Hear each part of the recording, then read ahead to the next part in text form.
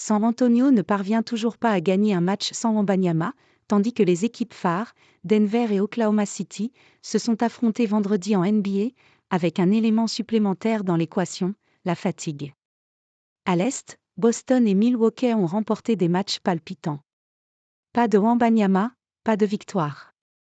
Privé de Victor Wembanyama, mis au repos par l'encadrement des Spurs qui souhaitent le préserver des « back-to-back », ces rencontres plusieurs jours consécutifs, San Antonio n'a pas fait long feu face à Portland, 134-128. Vainqueurs de ces mêmes Trailblazers la veille, les Texans ont cruellement manqué de l'envergure du géant français, 2,24 mètres. Sans le tricolore dans le rang de San Antonio, c'est tout simplement l'assurance d'une défaite des Spurs cette saison. Keldon Johnson, 29 points, et Doug McDermott, 18 points, ont tenté d'empêcher l'inéluctable. Il reste un match en 2023 à San Antonio, contre Boston. Victor Wembanyama devrait être sur le parquet. Antetokounmpo et les Bucks trop forts pour Cleveland.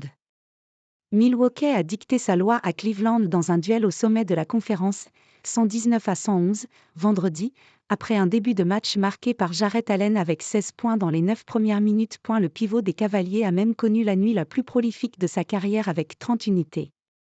Pas suffisant face à l'expérience et au talent de Giannis Antetokounmpo, 34 points, et de Damian Lillard, 31 points. D'autant plus que la franchise de l'Ohio fut très maladroite à longue distance, 6 sur 43 à 3 points, soit 14%. Les Bucks ont déroulé sans trembler et s'accrochent au leader de la conférence, Boston. Les Celtics se font peur. Toujours en tête à l'est du Mississippi, Boston s'est fait une petite frayeur contre Toronto, 120-118, pourtant longtemps dépassé durant la rencontre.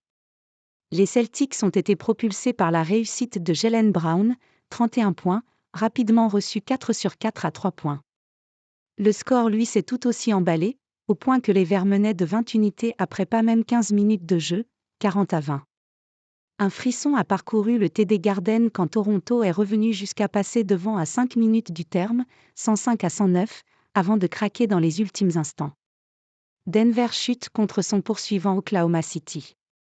Pas de véritable confrontation dans ce choc de l'Ouest.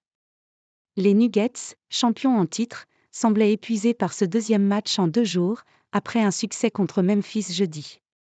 Le Thunder a réalisé une rencontre sérieuse, 93-119, pour empêcher toute réaction adverse. Une nouvelle fois, chez Gilgeous Alexander fut exceptionnel.